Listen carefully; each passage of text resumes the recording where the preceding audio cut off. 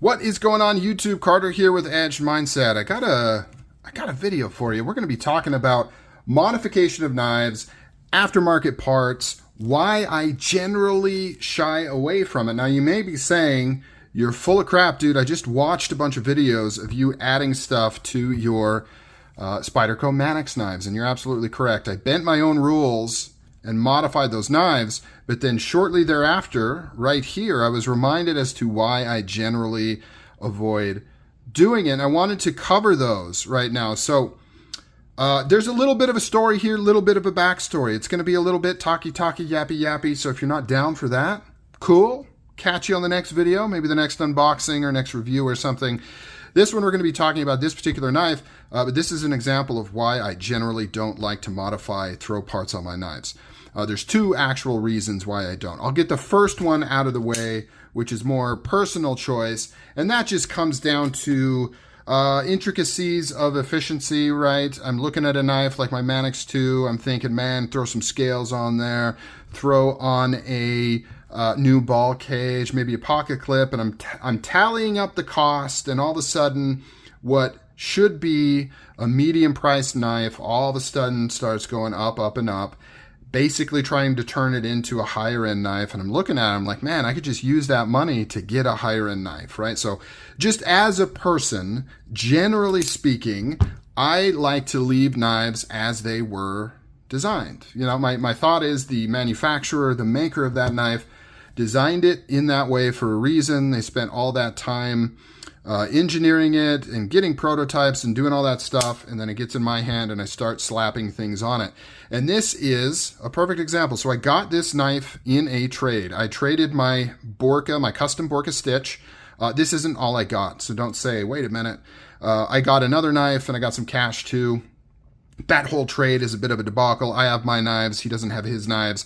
I'm staring at USPS. For some reason, my frickin' USPS in my state is acting really wonky with packages I've sent out. Like, if they're not moving, they're stuck in transit. It's really stressing me out. And today is Saturday, so I know I'm not going to get an update tomorrow. Anyways, that's a separate story.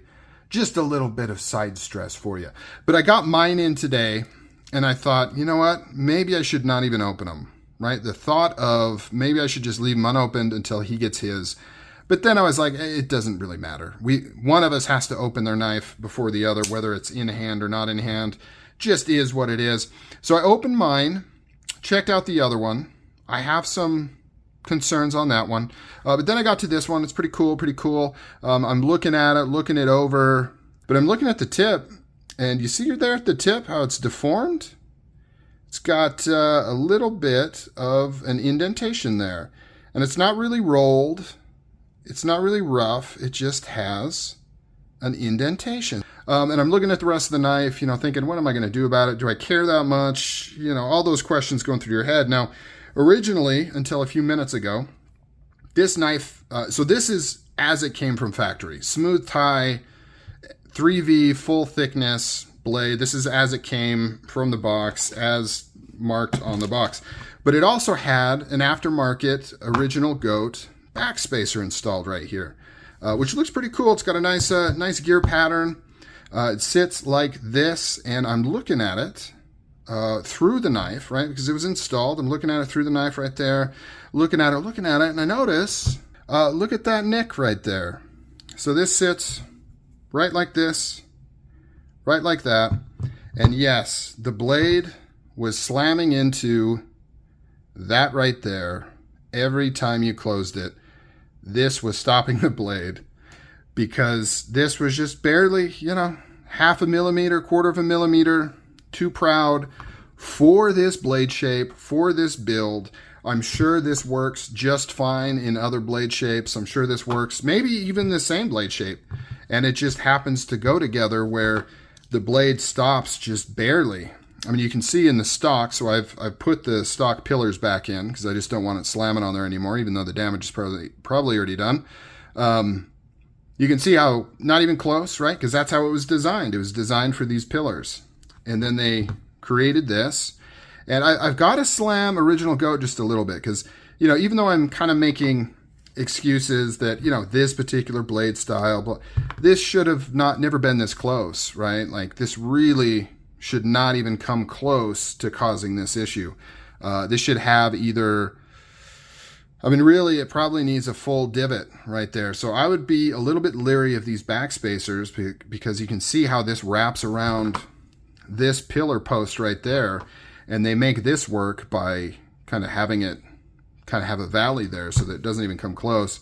This one comes up pretty high. So yeah, really kind of a bummer. Now I don't blame the seller because more than likely he didn't even notice. You know, he installed this and just used the knife. And you know, when you own a knife, when you buy it new and you just have it and you're not using it and it's just in your collection and you go to sell it, you know, you don't really think to like give it a top to bottom once over. You kind of just assume it's good because you have no reason to think otherwise. You know, clearly this particular seller wasn't thinking, hey, I wonder if the tip of the blade is slamming into this backspacer right here. But this is kind of my point. You know, this is cool. Nice little gear pattern here. But this knife was not designed for a backspacer. Andrew Demko designed it like this, right? Presumably for reasons, you know. And one of those reasons could be because this is what made the most sense, so that you had enough clearance on the blade so that even if you had minor manufacturing differences, you wouldn't have it slamming into any posts or anything. And then somebody comes along and makes an aftermarket part and maybe didn't quite think through it quite as well. So double point on this video. One is, you know, even when you buy and trade, even when there's nothing explicitly somebody did anything wrong, stuff like this can happen, you know, and it's just something you either got to accept and deal with or, you know, work it out with the seller or the buyer or whatever, you know, stuff like this happens.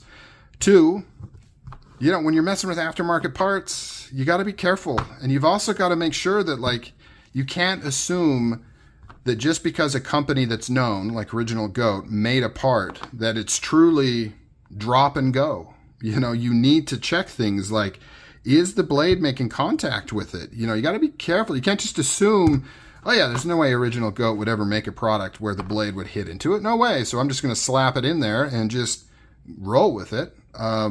You've got to look at these things. This isn't, you know, these aren't products that are mass consumed and mass produced where there's thousands and thousands of people putting these in. It's a very niche hobby, and even a smaller niche hobby when you get into aftermarket parts and modifications and things like that. So yeah, that is why I generally avoid aftermarket parts and pimping out my knives for some of those reasons, as well as a few others. All right, guys, let me know down below, how upset would you be if you got a knife like this and it had a damaged tip and then you find out it's because of this backspacer that was put in? What would you do? Would you just roll with it? Would you care? Let me know. Comment down below. Catch you guys on the next video. Appreciate you.